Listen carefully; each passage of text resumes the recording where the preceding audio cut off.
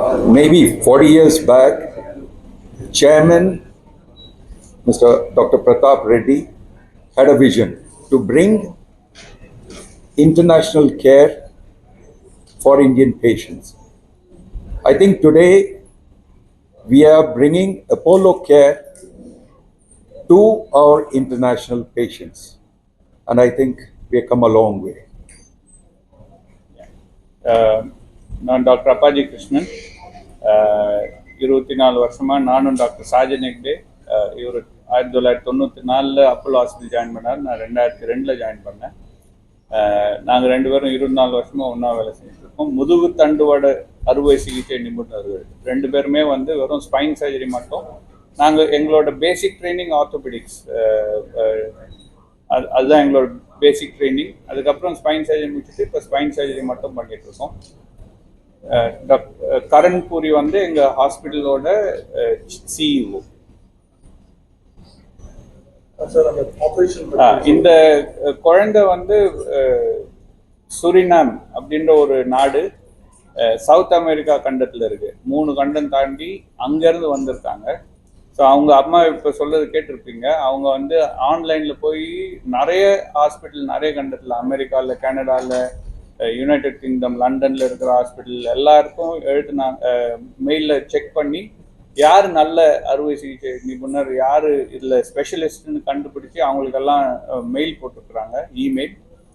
இமெயிலில் எங்கள் ஹாஸ்பிட்டல்லேருந்து நாங்கள் ரிப்ளை பண்ணதுக்கப்புறம் மறுநாளே அவங்க ஆன்லைனில் எங்க கூட டாக்டர் சாஜினிகிட்ட கூட ஒரு வீடியோ காலில் வந்தாங்க.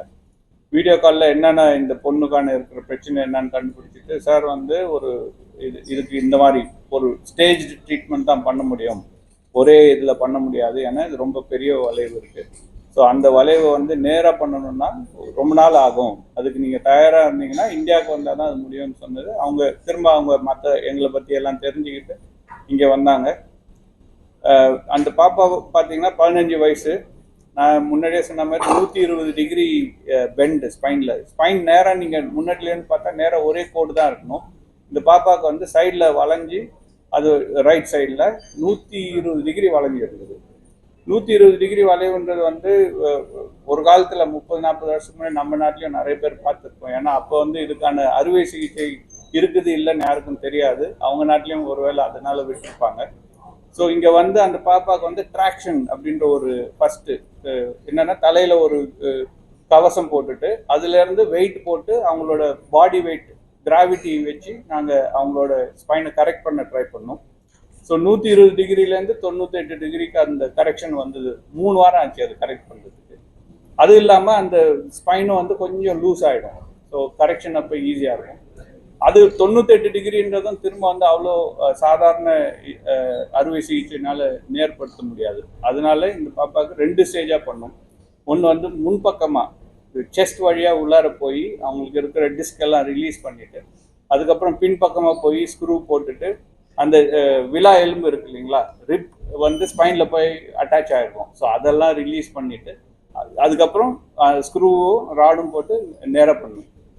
அந்த நேராக பண்ணதில் கிட்டத்தட்ட 30 டிகிரிக்கு வந்துட்டாங்க 120 டிகிரிலேருந்து. ஸோ 28 டிகிரிஸ் பார்த்தீங்க நீங்கள். ஸோ 75% கரெக்ஷன்றது acceptable even in a smaller curve. In a very large curve people எல்லாரும் நிறைய பேர் பார்த்தீங்கன்னா 50-60% தான் கரெக்ஷன் வரும். நாங்கள் 75% இது ஸ்டேஜாக பண்ணதுனால எடுத்துகிட்டு வர முடியுது.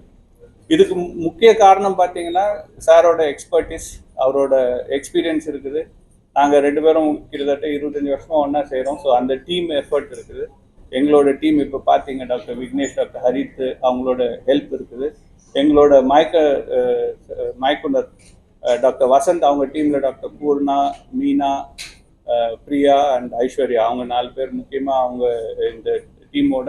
அப்புறம் ஹாஸ்பிட்டல் சப்போர்ட். நீங்கள் பார்த்தீங்கன்னா இந்த பொண்ணுக்கு எவ்வளோ தேவைப்படும் ப்ரோட்டீன், ஏன்னா இவ்வளோ பெரிய சர்ஜரி பண்ணால் ப்ரோட்டீன் லாஸ் இருக்கும். 2வது பிளட் ப்ராடக்ட்ஸ் உடனே கிடைக்கும். அதுக்கப்புறம் ஐசியூவில் இருக்கிற டாக்டர் நான் சொன்ன மாதிரி விலா எலும்பு கட் பண்ணதுனால லங்கோட ஃபங்க்ஷன் கம்மியாக இருக்கும். ஸோ அதுக்கான டாக்டர், அனஸ்தீசியாவுக்கு அப்புறம் அதுக்கான நர்சிங் கேர், முக்கியமானது அவங்க நர்சிங் கேர், அதுக்கப்புறம் ஃபிசியோதெரப்பி, இது எல்லாமே பண்ணதுனால இந்த பாப்பா இது ரொம்ப கிட்டத்தட்ட நான் இப்போ சொல்லலாம், தைரியமாகவே சொல்லலாம், 90% கிட்டத்தட்ட நார்மலாக இருக்கிறாங்க. அவங்களால இப்போ வந்து வெயிட்டு தூக்க முடியாது, ஸ்போர்ட்ஸ் விளையாட முடியாது. நடக்கலாம், படிக்கட்டு ஏறலாம், உட்காரலாம், சின்ன சின்ன பை தூக்கிட்டு போகலாம். 5 கிலோ யாரோ கேட்டாங்க, 5 கிலோ 6 கிலோ எல்லாம் தூக்கிட்டு போகலாம். பட் கையில் தூக்கிட்டு போனோம், முதுகில் தூக்கிட்டு போக முடியாது. இப்போ இன்னும் ஒரு வாரத்தில் நீச்சல் அடிக்க ஆரம்பிக்கலாம். இப்போ 2 வாரம் தான் அது ஆப்ரேஷன் முடிஞ்சு. அப்புறம் ஒரு 6 வாரம் கழிச்சு சின்ன சின்ன எக்ஸசைஸ் பண்ணிட்டு பள்ளிக்கூடம் போகலாம்.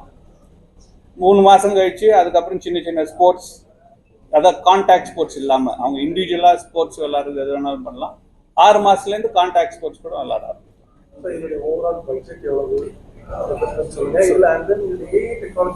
இந்த இந்த குழந்தைக்கு வந்து இது ரொம்ப லாங் சர்ஜரின்றதுனால பட்ஜெட் அதிகம். ஸோ இதை நீங்கள் வந்து சாதாரண ஒரு இதுக்கு கம்பேர் பண்ணக்கூடாது.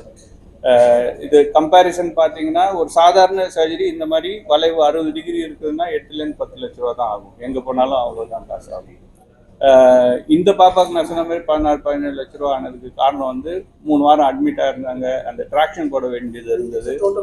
ஆமாம், 16 to 17 lakhs total budget for the surgery. அது இல்லாமல் மற்ற இதெல்லாம் இருக்குது, அது வந்திருக்கும். பட்டு சின்ன காவுக்கெல்லாம் இப்போ இந்தியன் பேஷண்ட் போன வாரம் கூட ஒரு பையனுக்கு ஆப்ரேட் பண்ணோம். அதெல்லாம் 8 to 10 லட்சம்.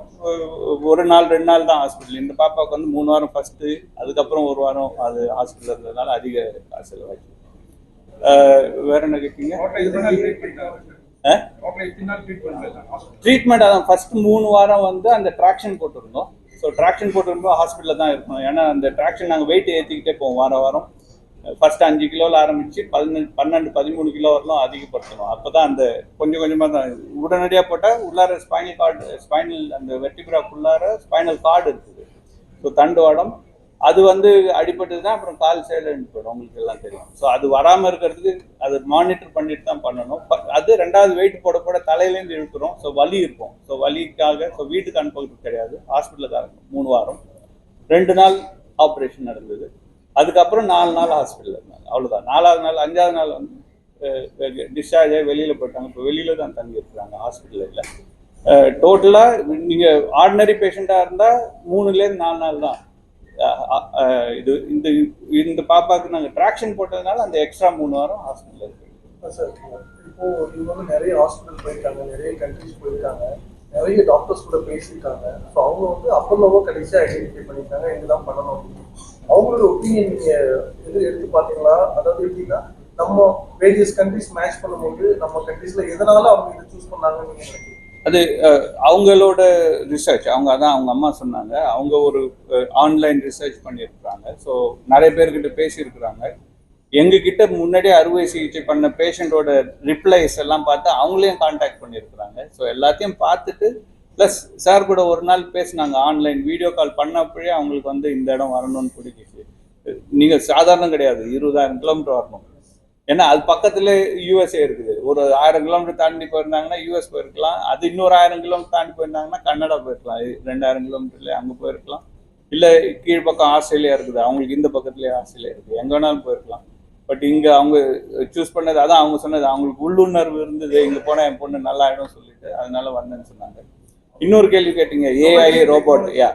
ஸோ ஏஐன்றது வந்து இன்னும் ட்ரீட்மெண்ட் ப்ராசஸ்க்கு ஸ்பைனில் கிடையாது, டயக்னோஸ்டிக்ஸ்க்கு தான் இருக்குது, என்னன்னு கண்டுபிடிக்கிறதுக்கு தான் இருக்குது. இன்னும் அறுவை சிகிச்சைக்கு ஏஐ கிடையாது. அறுவை சிகிச்சைக்கு நாங்கள் வந்து ரோபோட், நீங்கள் அதில் பார்க்கலாம், அந்த ரோபோட்டோட இது யூஸ் பண்ணுவோம்.